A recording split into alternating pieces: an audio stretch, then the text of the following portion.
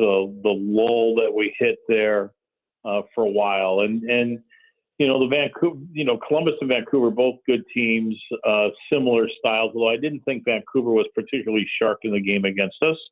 We did have chances again. We did create opportunities, got a point. So I think that we're starting to turn the corner.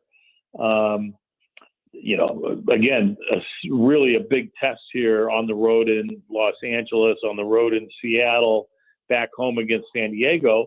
So we'll certainly have our opportunities to continue to the upswing, and hopefully we can continue to grow in confidence and continue to grow in bravery and feel like that we can take risks and that there's some reward at the end of the risk, and we start to find the net and take some of the pressure off the guys at the back.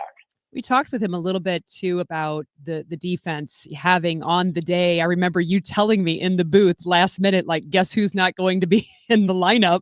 And Kyle Hebert in the next segment, we'll talk a little bit about how they also didn't know until game day. What does that speak to about the versatility and having that focus on the defense where it really, sorry, Henry Kessler, no offense intended, but the guys did fine without him. Yeah, and I think a big part of that is the fact that we have grown comfortable defending in the back half of the field. So, we spoke about, not being as exposed in when you're sitting deeper than when you're pushed up higher up the field. Now, having said that, we've also, last couple of games, we did press higher. We did win balls in the front half of the field. We did create some opportunities. But neither one of the two teams, Vancouver or Columbus, are interested in trying to just run in behind you. They're more interested in pinning you back by getting possession established in the front half and the front third. We saw that from Vancouver for about a 15-minute stretch in the second half, where I felt like they hit their stride. So when you're sitting in the back, you can be you don't have to cover as much ground, and you can miss a Henry Kessler, although his leadership and competitiveness for sure is contagious. You can miss him for a little bit, but boy, eventually, the hole will get found. Right. So we need to get Henry back, or somebody needs to step up in his position. I.e., Timo, I thought was good again. So maybe there's a role there for Timo to help lead the charges in the back. Well, I'll do this other question. I know there's breaking news kind of I feel like we have to talk about. I don't know if I've done breaking news on the City Spotlight, but there definitely is. City acquired a new player. We're going to talk about him in a second, but I would be remiss if I also didn't bring out this comment that Coach talked a little bit about Ben Lunt and how the fact that he's been solid. He's been defensively solid all game, but his last game against Vancouver was better on the build out. And I was wondering if you noticed that at all, if his distribution going out of the back was, where it should have been, on point where it should have been, leading the team where it should have been. Is that part of Ben Lunt's game growing? Even though Roman Berkey's getting better, we don't know exactly when he'll be back. Yeah, but for sure, I mean, I would say that playing with your feet and distribution and that sort of stuff is something that goalkeepers are going to grow into as they get more repetitions and more game situations. Not just situations, but experience in games. So it doesn't surprise me that he did have one of his better games in terms of his distribution and helping lead the guys in terms of our build out. Okay, now we can talk about the breaking news. All right. Yeah. So, I mean, I got about 4 texts as we were like doing the intro to the show, and I'm like, what's happening? And Daniel has the City app, and it popped up on his phone. My notification didn't pop up. I must have it blocked. So I need to fix that. But obviously St. Louis City, new player coming our way, Jande, if I've got it right, Jande Silva from Atlanta United. I did get a quick second to take a look at some highlights, and I was like, ooh, we could work with this.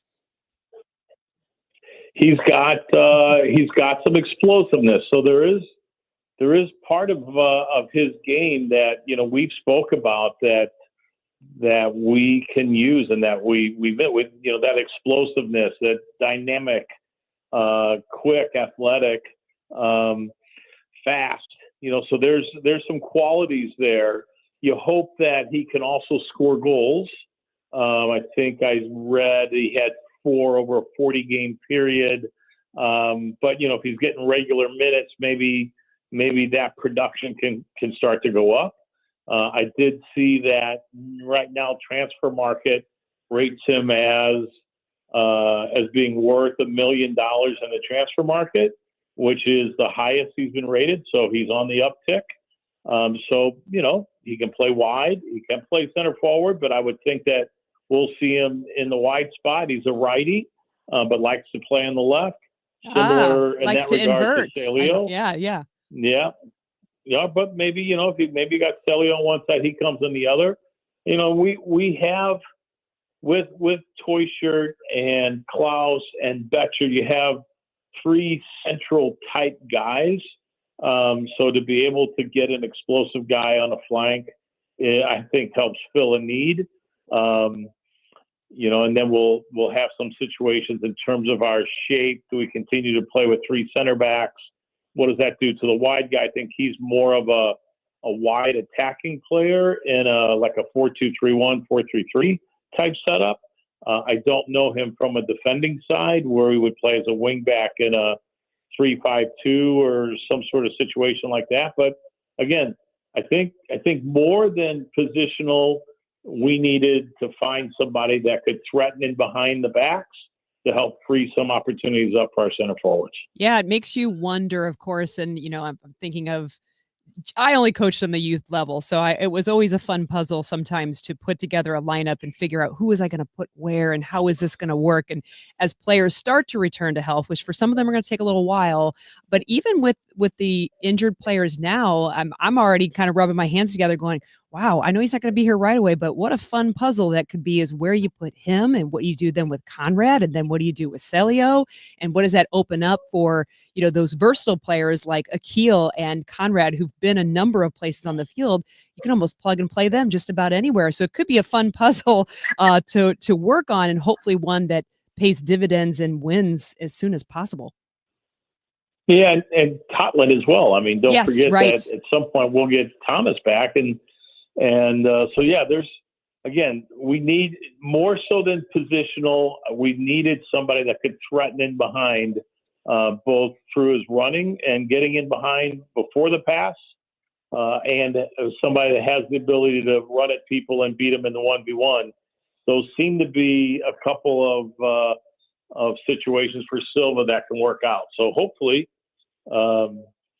he is that and he fills that need. And again, if we can get somebody to stretch the back line and give us some room for Betcher, Klaus, Toyshirt to be able to operate centrally, because people have to be concerned about the space behind them, that could bode well for our goal production. Yeah, and I know we mentioned Thomas Totland. It was unfortunate to hear that in warm-up on the last game, he wasn't feeling quite right. And in Coach Olaf's words, it was feeling something there. He wasn't in training on Tuesday.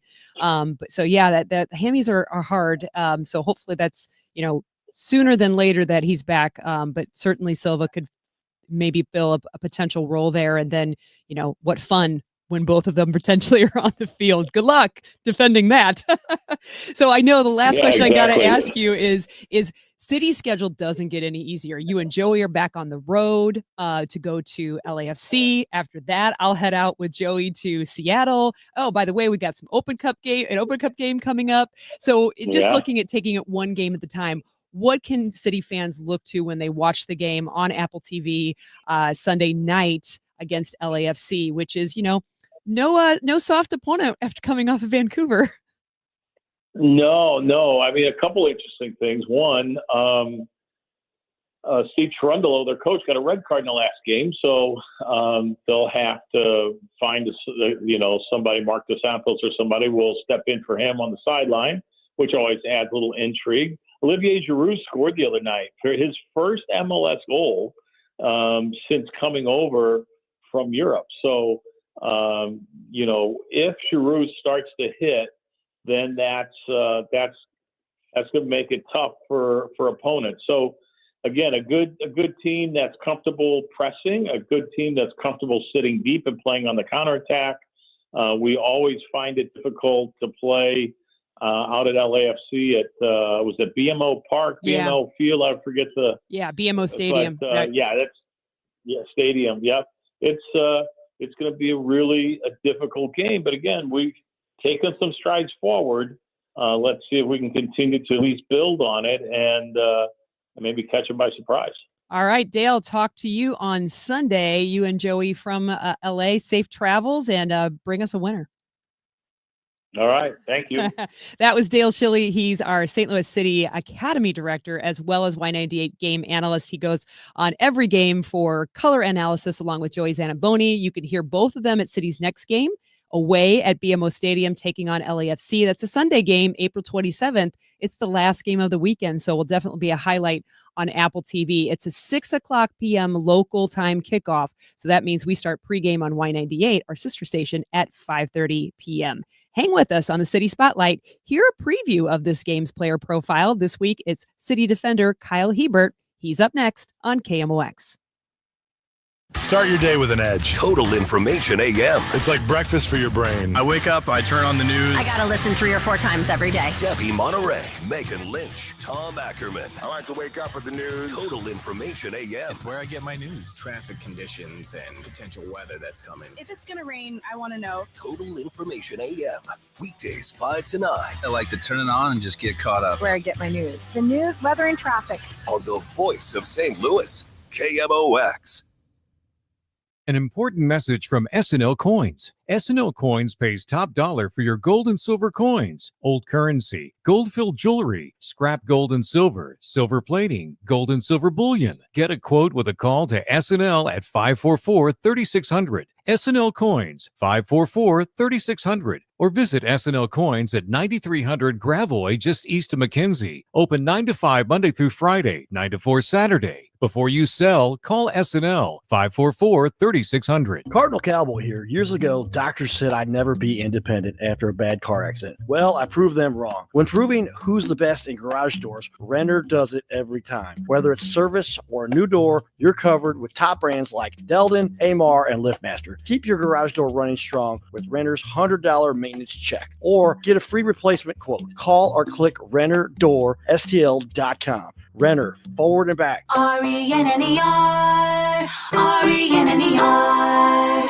So, you want to buy a house. You could go online, do your research, find the dream listing, go see it, and get catfished. Back to the drawing board. More scheduling, more viewings, more. This doesn't even look like the photos. You could finally find one that does match the photos. Then comes the offer. Stress rush? Yep, make that 3. And here's the paperwork. Yep, never-ending paperwork. It's a lot. But you don't have to do it alone. Because there's an agent who's a realtor here to guide and help protect you as you find the home that's right for you. Realtors are members of the National Association of Realtors. Right by you.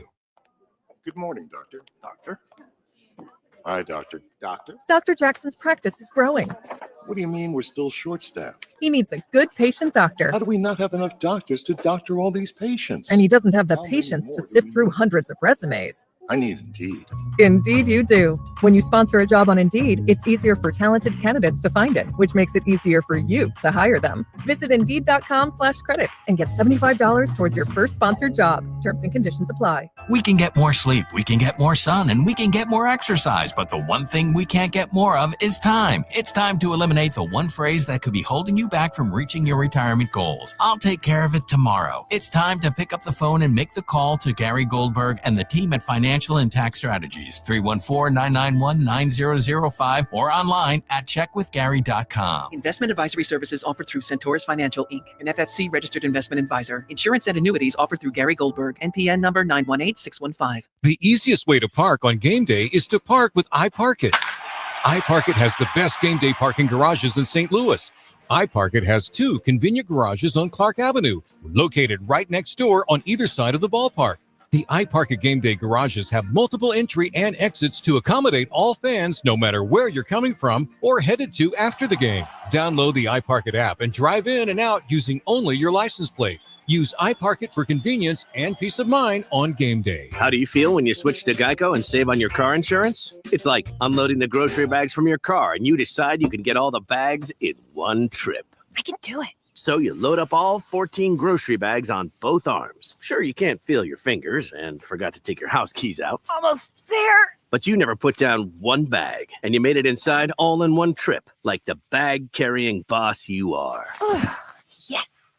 Yep, switching and saving with Geico feels just like that. Get more with Geico. Hi, my name is Christina Straight, the owner of Straight Realty, and I'm asking you, what do you want in a realtor? Do you want experience? I've been a broker for over 21 years. Do you want to know how much I've sold? I've sold over $500 million, yes, $1 billion with a B, in sales. Do you want value? I now list properties for only 2%. So, if you're looking for all these things and want the best, then call me 314-441-4444. Why pay more than 2? You can also listen to my podcast on my website, straightrealty.com. Commissions are not regulated and are negotiable. Straight Realty is a licensed broker in the state of Missouri.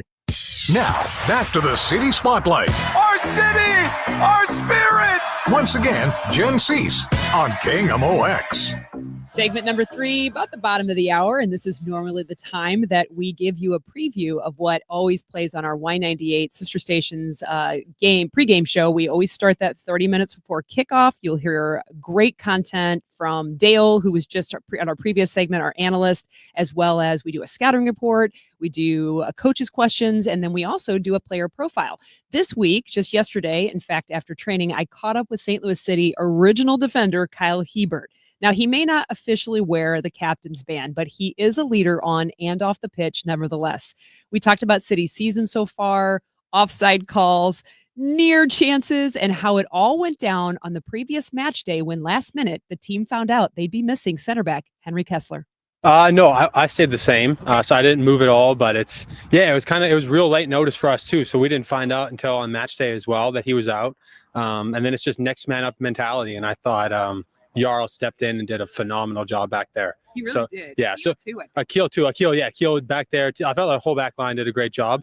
But just in terms of that, like who's going to be in, who's going to be out, I feel like we got depth across the back line, and that's been very helpful. I know it's next man up. You remind me and Conrad of just versatile players. Like, oh, we need a spot open. Kyle could do it, or Conrad. I mean, this is a compliment. Yes. Does that change though then how you approach the game when you know somebody that changes the lineup in that way is not going to be available? Yeah, I mean, you know these players and their strengths and weaknesses that you're playing with and how you move together and communicate. So there's small changes, but very much the game plan doesn't change. You're maybe in a couple of different spots and set pieces, but other than that, it's all the same as it would have been before. We're anticipating that maybe it might be a 4-4-2, and it wasn't. We still had a 3 in the back and the 2 wingers. You've done both. I feel like you've been out on the wing, and you've been the inside. Do you have a preference, by the way, and how do you prep differently? I prefer to, if I'm more a natural center back, so not as high, but then having some versatility, because when, you can be playing wing back or you can be more inside, and then a midfielder rotates in between, and then now you're higher up. So you want to be able to provide that versatility where you can do both for the team. Well, speaking of that, I looked back at the highlights to just kind of look and see what had happened. And I noticed that I think it was the 8th minute, you were kind of in the mix off of a corner kick. Yes. And then you were in the box on your own with 3 defenders on you. Yeah. So that's not normally something that you do on a game-to-game basis. Does your training at defensive position help you in that, though? Like, you know what the defenders don't like? When we play small-sided games or whatnot, there's all kinds of movement, and you end up in all these different positions. And match day -1, I got a ball back to goal, turned almost exactly the same. Now, there was an 11v11. There's a lot more guys inside. It's just like any of these moments in training where if you're like, oh, this is never going to happen in the game, and you kind of switch off. But it's like you do get this one moment in the game, and I couldn't quite.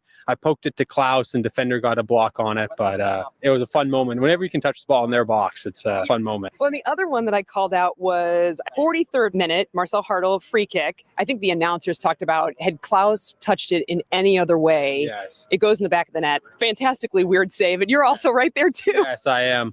I know. I had turned and I was kind of disoriented because I'd been following the ball and spinning, and then the ball was just right in front of me, and I got a touch on it by the defender at the same time. So it was like, 6 inches from the goal line. I was like, oh man, such a close moment. So I feel like that's kind of, those were very definitions of this season for City. Because if you look back at the game, there's plenty of things to work on, fixing, attacking, and defensively. Every game you guys look at tape. But how many great chances and just moments that were there and just don't fall your way, and it changes the course of the game. Didn't shut crew out, right? But definitely limited a very prolific scoring team.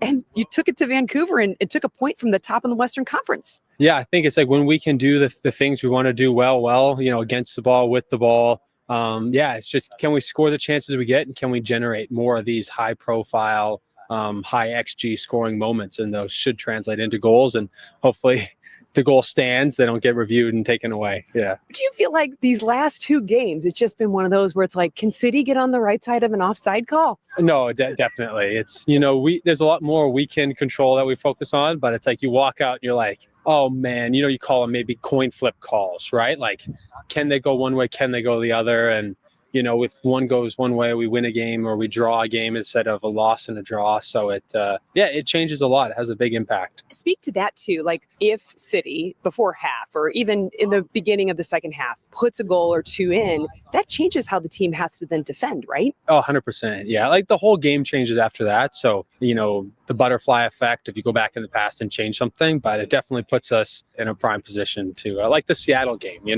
score early in the first half, and then you see the game out maybe in a different way. So speaking of that, you guys have 2 games on the road, going out to LAFC, you come back home and train, you go back to Seattle. City's schedule doesn't get any easier. Nobody can claim that St. Louis City got an easy schedule this year in terms of back-to-back, really top teams in the conferences for the last few years. Yeah, no, that's the thing is we had known going in this stretch, it's not going to be a bunch of easy games, and you've got midweeks coming too. So, but for everybody, people are playing Champions Cup games. Other teams have injuries too. Other teams have referee calls go against them. So we're just trying to be dialed into what we can do and getting ready for LAFC. Open Cup coming up. City got the draw. Brings me back to you had faced Union Omaha in City's debut game. I believe it was 5-1. Yeah. Packed the house for that. How exciting is it to be in Open Cup once again? Yeah, I mean, we're just super grateful. Like you go to all these MLS environments around the league and there's 500 people that show up for these Open Cup games and we pack the house. So we're incredibly thankful for our entire fan base across the region that, they show up rain or shine, weekend or weekday, regular season or Open Cup, whatever it may be, cold or hot. Exactly. So we're incredibly blessed to have them be there for us. That was St. Louis City defender Kyle Hebert. He will be our player profile on Y98. So if you heard it just now, you're ahead of a lot of people. Notably, we talked a little bit in a politically correct way, sort of, about the offside call and how those kinds of goals can make all the difference, right? When you're able to put those in. And as Kyle put it, sometimes they feel like a coin flip call in terms of it could go one way or the other. And to talk about that, we've got one more segment to go. And we need to talk once again about FIFA law number 11. 2 games in a row now, the offside call has pulled a goal back from City. Former FIFA and MLS assistant referee George Gansner will come up next and explain it to us on KMOX. The Photo Pros out near Westport is a full-service camera store. We carry Nikon Olympus flashes, studio equipment, tripods, filters, memory cards, and lots of used equipment. Plus, we take trade-ins. Our employees will listen to your needs and budget. We'll only suggest the right equipment for you, and all with no pressure. Plus, you can take one of our classes. Same price with better advice guaranteed. Just Google the Photo Pros in St. Louis or call 314-567-3456. Hey guys, Glover here for my friends at Universal Windows Direct. Right now, it's their classic fan favorite offer. Buy 2 windows, get 2 free, and there's no limit. For a limited time, Universal Windows Direct is also offering no interest until 2030. That's right. Upgrade your home today and don't pay a cent in interest for 6 whole years. And here's the real spring surprise. Get a bonus $500 off your entire home improvement project. There's never been a better time to bundle and save. Call 314-334-2522 or universalwindowsdirect.com. Like me, you'll be saying, I love my windows. The Ultimate Drive, hosted by Albert Pujols and benefiting the Pujols Family Foundation, returns Thursday, May 22nd to Top Golf in Chesterfield. Enjoy dinner and drinks, play golf with a celebrity, and support Albert and the Pujols Family Foundation. Limited dates remain. Reserve yours today at PujolsFamilyFoundation.org or go to KingMOX.com/events for more info. The Ultimate Drive, hosted by Albert Pujols, sponsored in part by KingMOX and Top Golf. Help keep our community safe and healthy during National Prescription Drug Take-Back Day, April 26th. Find a collection site near you at DEATakeback.com. Do your part to lower overdose deaths and prevent drug misuse before it starts. Hi, this is Debbie Monterey. Join me and my co-host Kevin Short of Clayton Capital Partners for the Business of Family Business, Saturdays at 2. Join us. We interview many St. Louis business owners and families and learn a lot and have a good time. So many interesting stories of passing a business along to the next generation or not, and some great tips as well. It's the Business of Family Business here on the Voice of St. Louis, KMOX, Saturdays at 2. Trustim Will knows that we'll all eventually need a will. How about right now? Trustim Will makes creating your will easy, like while you're lounging on the couch easy. Trustim Will is designed by attorneys but customized by you, and all documents are state-specific and secure. Find your plan at trustimwill.com and use offer code RADIO now for 20% off. That's trustimwill.com, offer code RADIO. Trustim Will is an online estate planning service. Visit trustimwill.com for details. Hey, it's Tom Ackerman, and I'm here to tell you that Underdog just became one of the best places to make entries during the basketball playoffs with their extender. You can play your way to increasingly bigger boosts each round of the playoffs. Start a playoff series by using your Game 1 boost, and then just see what happens. Underdog is a leading place to make all of your sports selections. I love playing Underdog. It's one of the fastest growing sports game apps. All you do is download the app and choose whether a player will go higher or lower on one of their stats. It's that easy. You could turn $1 into $1,000 just with your basketball knowledge. Download the Underdog app and sign up with promo code TOM to unlock a special offer of up to $1,000 in bonus cash when you make your first deposit. That's promo code TOM. Must be 18 plus and present in a state where Underdog Fantasy operates. Terms apply. See assets.underdogfantasy.com/web/extend.html for details. Concerned with your play, call 1-800-GAMBLER or visit ncpgambling.org. Now, back to the City Spotlight. Our city, our spirit. Once again, Jen Siess on KMOX. Back on the City Spotlight, wrapping things up with our final segment, which you don't want to miss because we need to talk about the fact that for the 2 weeks in a row, I feel like St. Louis City SC has become training tape for future referees. Such close and sometimes really hard to understand offside calls. It's Law 11 in the rule book, and it seems like it's just not been in City's favor for whatever reason. This one, of course, this particular game comes from a different play than the prior game where we talked about it was on a corner kick. Joao Klaus found to be offside. Flag goes up, perhaps should have stayed down, would have fixed a lot of things. But this time, there was a goal scored. Well, we thought it was scored in the 24th minute. Pompeu up the left side. Pompeu cuts in. Nice move against Ocampo. Tries to heal it. Blackman got a piece. Ball up. Cello on a beautiful cross. He'll hammer it home. Ball up to Cello Hornell. City leads.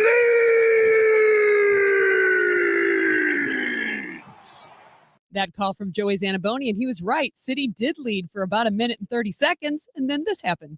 St. Louis, number 6, was in offside position. The final decision is offside.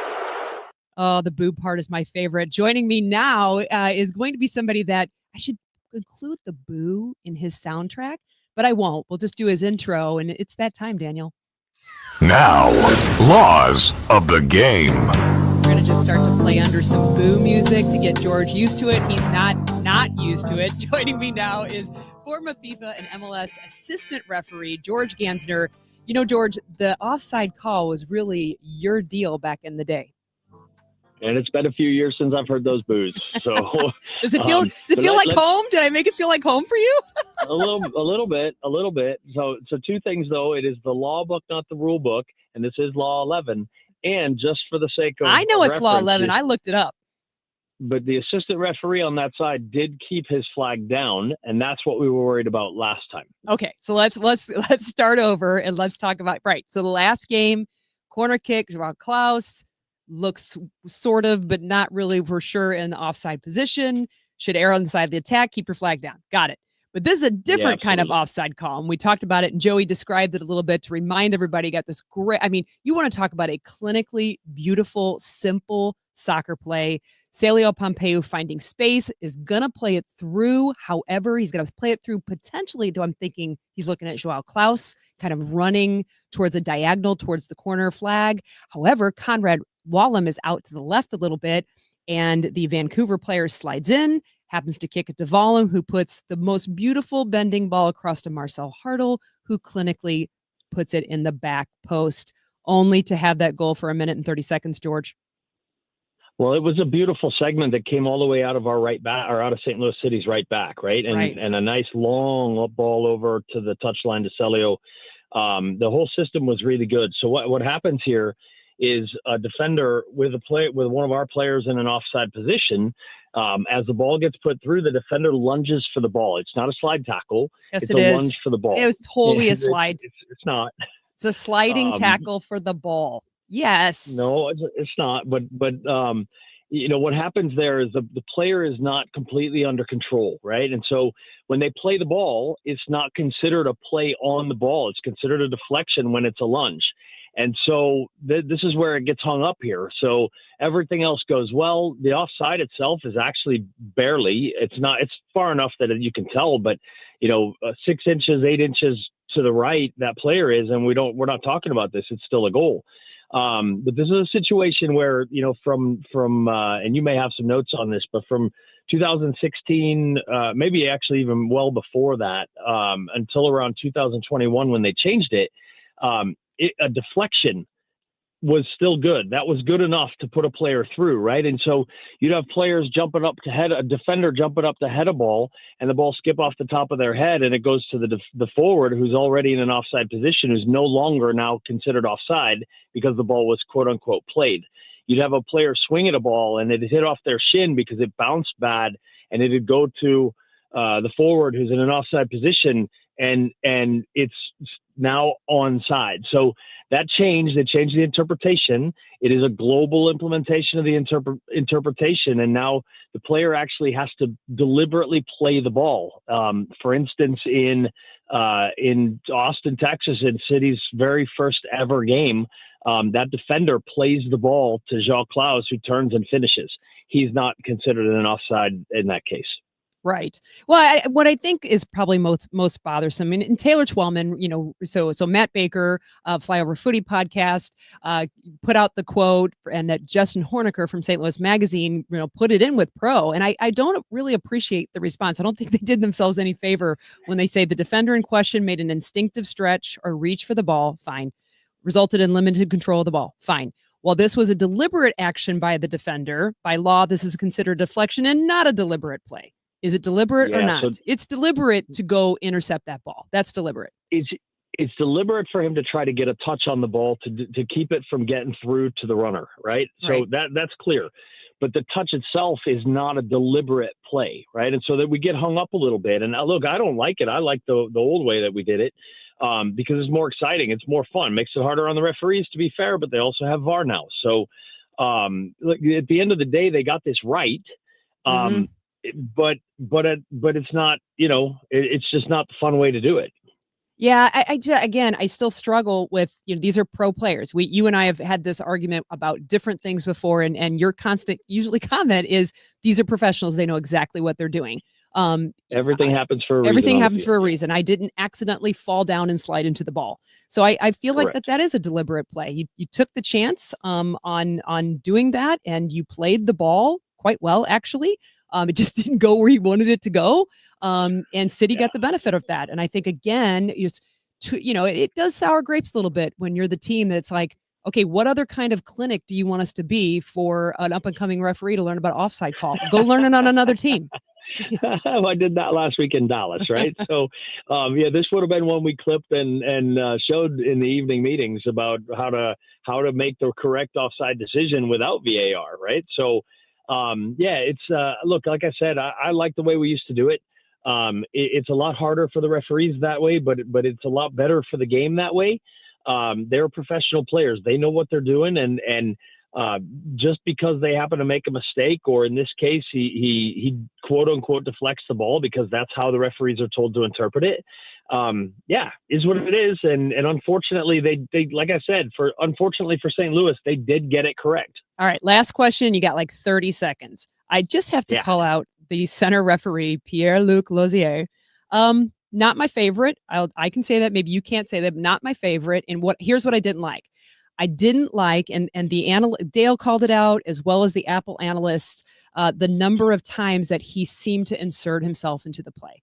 Ian Joy, former player himself, said, at one of the points, this is another time where I'd like to see the referee let the flow of the game, go a little bit more, just play on and let the players be competitive. And I felt like there was a lot of times that he was inserting himself when he didn't need to be, let the boys be big boys and then call them when they have a foul. Yeah, it definitely happened a lot, right? And I wasn't appreciating that myself. I didn't get to see the second half until Sunday, but it's a situation where he talked to them every single corner kick, like they were barely dancing, and he went and talked to them. He some of the calls, the foul against Klaus, for me, it's not a foul, and he gave a yellow card. And then some other stuff. So it was a bit weird in that case. Maybe they have a directive, especially on the corner kicks. I don't know that yet, but maybe that's the case. All right. Thanks, George. Hopefully we don't need you anytime soon, but thanks for joining me tonight. Yeah, thanks, Jen. That was George Gansner, former FIFA and MLS referee for Laws of the Game. Thanks to Daniel Hinkamp, our producer for the City Spotlight. If you missed any of this broadcast, you can catch it on the City Spotlight on our podcast section of the Odyssey app. I'm Jen Siess. This has been the City Spotlight on America's Sports Voice, KMOX. Hi, this is Charlie Brennan, along with Dr. Colleen Bosler from the Audiology Center. Doctor, tell us a little something about the history of the Audiology Center. At the Audiology Center, we care about our patients. They are like our family. For us, we want everyone to feel